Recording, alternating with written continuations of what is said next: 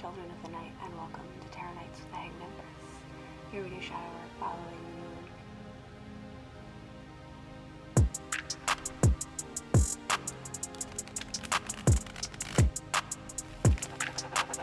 Yo, VI, play the beat.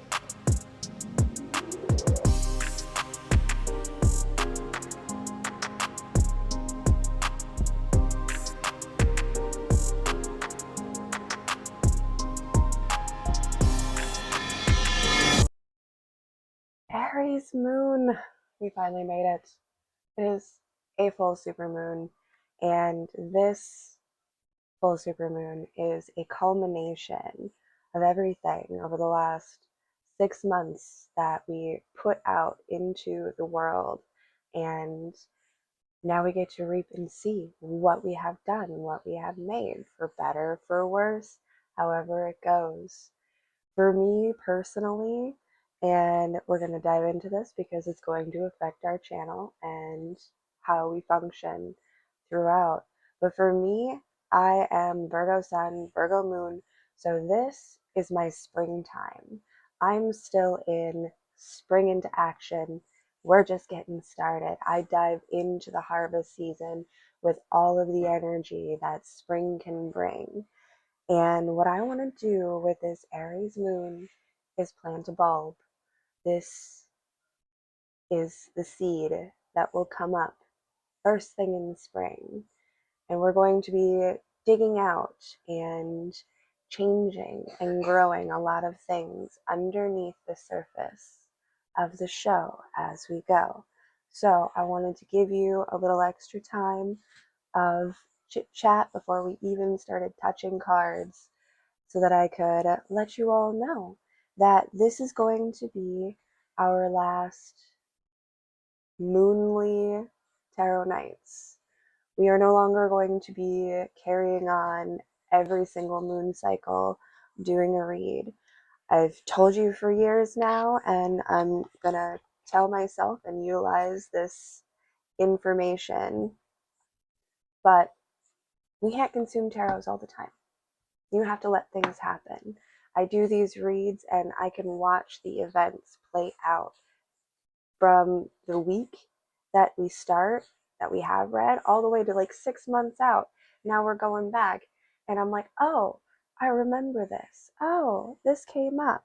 So basically, the concept and idea here is that it's been really fun going through and observing each and every emotional transit that we have all been going through.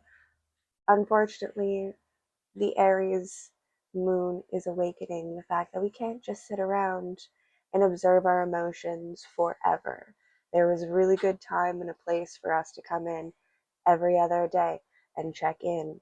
Where's the moon? Where's our feelings? How are we doing now? But now that we have taken in and harvested all of this information, it's time to slow down.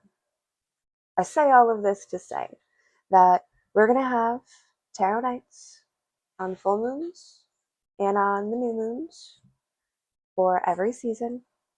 And we're going to wake up our warriors. As we've been playing around with the concept and idea, it's going to be a sun show. We're going to do a solar reading every month as well, or every transit, since all of that stuff overlaps. Telling time is funny. Time is a funny thing. It's fluid, it means nothing, and yet, do I want? I don't know, maybe. Take it that way. The tower felt like it had to come out, but I kind of put it back in, and then I kind of pulled it back out, but then I dropped it back in, and then and then I took it out, and it brought with it the Four of Wands, and I was like, okay, there we go. Destruction with purpose. Deconstruction, not chaos. Planned removal of the excess. tearing down the phase. Like, look at that. Like, is that not just the most perfect card for an Aries full moon? Tell me not. This tower, split in two, divided, be the light and the dark of the chariot, crashed into the building. And the face, broken apart, the two separate sides of the scale. But what is tearing this face down is that initiation, that strike of lightning, that burst of fire, that Aries energy. And what was two splits down even further. And now we have four corners, foundations. Each side will take and make its new structure in this space and place. I kind of like that we've got the moon card with this beautiful big moon hanging out here with a new face in a new place, a more whole emotional self. I told you we were going to get into some good stuff. I knew it. I could feel it. Sometimes in the rat race of chasing after all of our emotions, we kind of lose sight of what's really important. And I like that this is bringing in the bigger picture. In the sun, in the moon, bringing their representations. The light and the dark come together to make one whole day.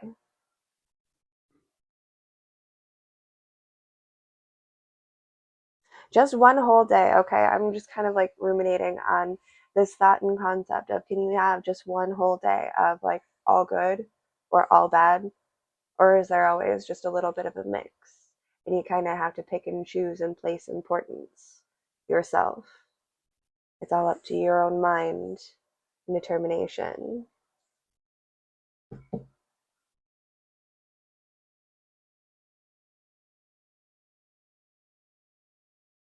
So weird. Okay, cool. We got the Hermit just kind of accidentally slid out. The Hermit with the face of the moon. This face is Temperance. This face on the actual moon card is blank. Not blank, but I mean without identity, I guess we would say. Anyways, what I was going to say was, wow, the two whole towers in the moon from the split. And what I was going to say was, each of these foundations is bearing fruit.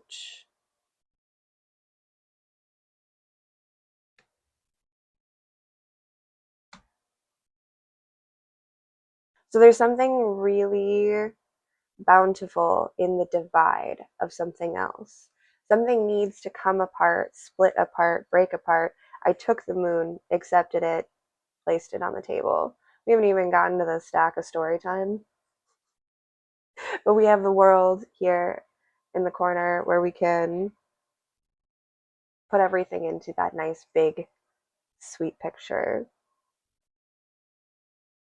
Yeah, there's a parting of ways and a separation that is blessed, not cursed. And I think the most important thing is to hold your observation. There we go. Now we got the cards.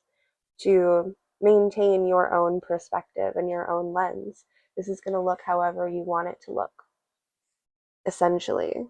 It can look like chaos, madness, destruction, and terror and horror and blood and guts and gore.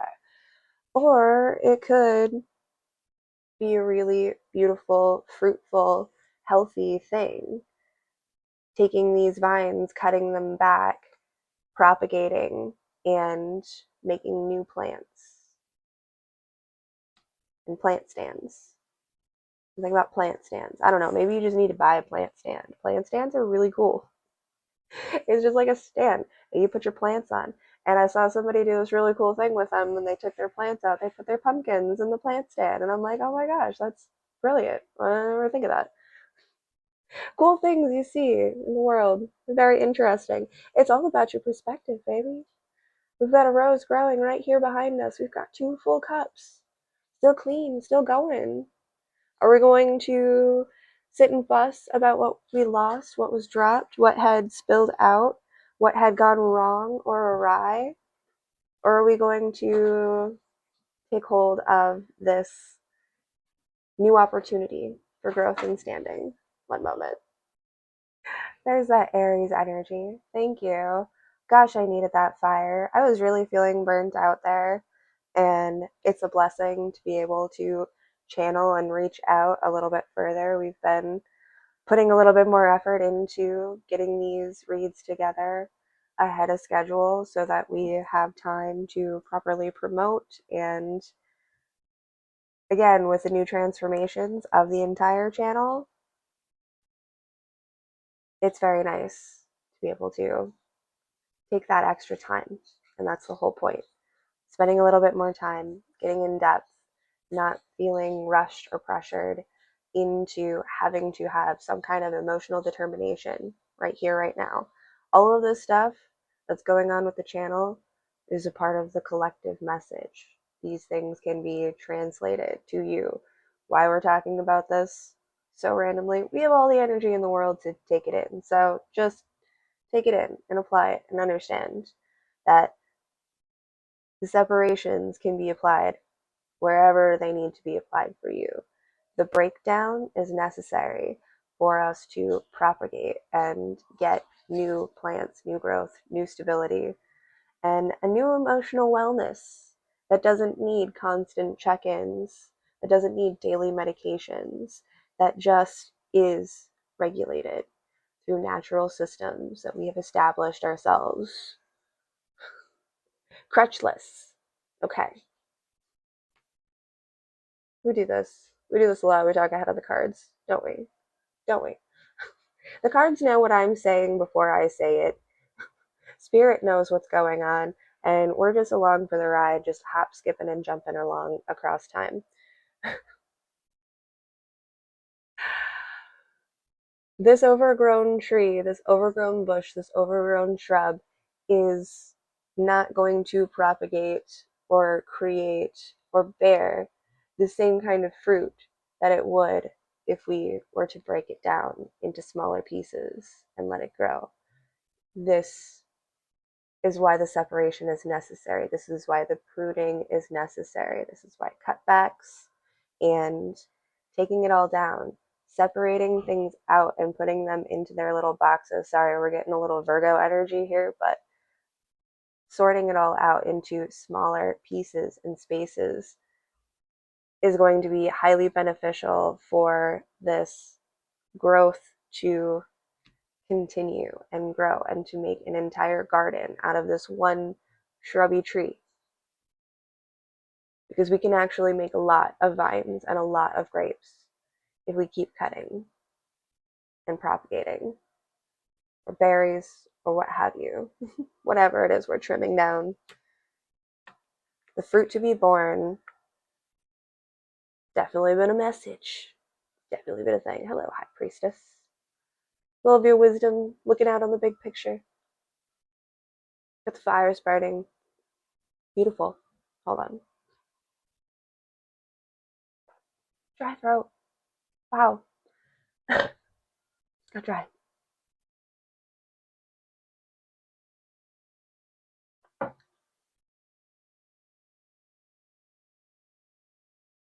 That's weird. I kind of got looking out on this scene,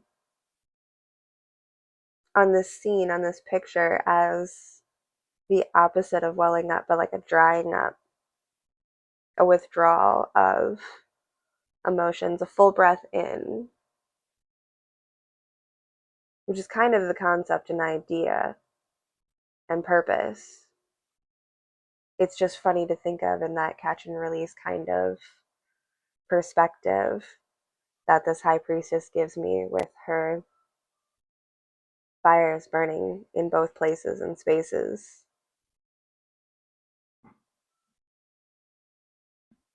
It's not draining, it's a sacred pause.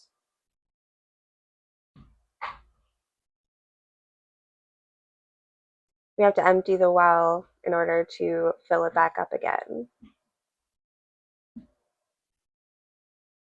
So this is the watery side of that cutting of our physical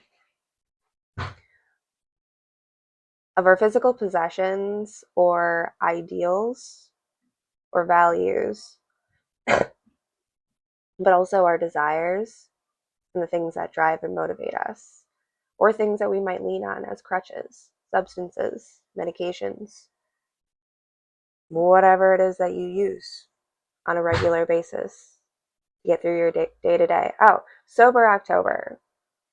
Don't know why, but we're promoting Sober October for the channel as well this month. I just think that it feels like the right time to withdraw, turn out all the noises, turn out all the noises. Didn't even like look process the fact that there's a Knight of Cups under there. Yeah, that's how it feels. Like, is now a great time? Is now really a great time for this Knight of Cups to come in with this offer, with this message, with this desire for connection? Yeah, of course it is. It's that dry mouth experience. It's that like change of face from our preparation of like first approach. We look at this like, who are you and what do you want? I'm very, very busy. And then like, oh, right. Of course, of course, of course. Okay, that's actually bothering me. Just change the light mid thing. But I don't know. The light outside adjusted in some way, shape, or form, and it was messing with the light inside because light diffuses. Yeah. Okay. We've got water, we've got earth, we've got light, we've got all of this stuff. I don't have a representation of air yet. And maybe that's why the air is so dry at this point. Still feel like I'm dying. Not literally, it's just like, inside. For no reason other than just working it out. But what is behind this cups is the Knight of Wands. And what this Knight of Cups brings with it is a fulfillment of true and pure desires. Because we were breaking down those I don't even necessarily want to say unhealthy, but overused, overworked desires. And this is bringing in something new and something fresh. Like these both feel like very refreshing energies. So, though there might be apprehension, question at first, and a necessary need to go internally and like cross reference before accepting this message, offering, gift, company, I feel like that's perfectly normal and natural so long as, you don't go into a situation just assuming that it's going to be bad, right? Because if you go into a situation saying, well, I tried to grow stuff before with somebody and it really didn't do great. No, but you took what you had needed to get from this circumstance and situation. You cut it down yourself and you propagated it. You gave it the nourishment and the healing that you needed. And with that, you grew your own fruit. And now this new connection, this new fuse, that's happening, this new like what's the word? What's the word when they like, you know what I mean when they fuse trees or fuse vines and like make a hybrid duo plant kind of situation because they'll just like come together and you'll have this new creation, this new growth and foundation. It had to be big Aries. Couldn't couldn't go small. No, no, we could not. So yeah, I think you're gonna have that moment of like question, internalize. Oh, right, right. I don't have to assume that everything's bad all the time because look what I've grown, look what I've healed, look who I am and how I stand now. Let's see. Have that curiosity. One moment. Yes, make room, make space. If you feel constricted, tightened, a slave to your schedule, or certain partnerships, whatever this shrub represents for you, now is a great time to cut back and release under this full moon and give each of these pieces the love and the care and the room to regrow and restabilize. Don't turn away help. Certainly be of your wits. We're going to take a Halloween oracle to close us out here. Invisibility and authenticity. This is what we carry, this is what we offer, and this is how we grow. It's both withdrawing and pulling back, but withdrawing and pulling back into your most authentic self and presentation in each of these spaces. Bringing less of the extra that you feel like you need to shell out and bringing more of what is truly you and what you truly have to give to each individual staff, desire, passion, connection that you want to see grow and bear fruit.